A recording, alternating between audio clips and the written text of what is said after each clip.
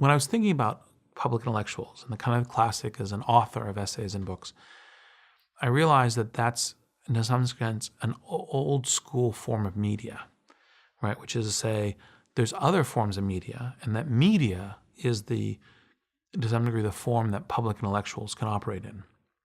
And I said, well, actually, software is transforming the world, and there is all kinds of different ways that software affects how we think of ourselves, how we communicate, how we form an image of how the world works, and how we connect with each other.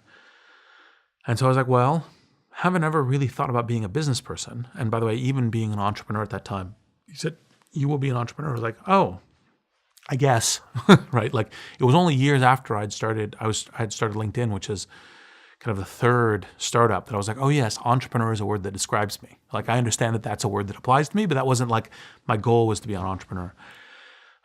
What I realized is that actually creating software products could actually have this similar kind of public intellectual impact. And if it didn't have as much of an impact as I'd like, maybe I could make enough money that I could then not need to fund myself I could essentially not need a salary, and so therefore I could become a public intellectual writing myself. And so it's kind of a plan A and a plan B.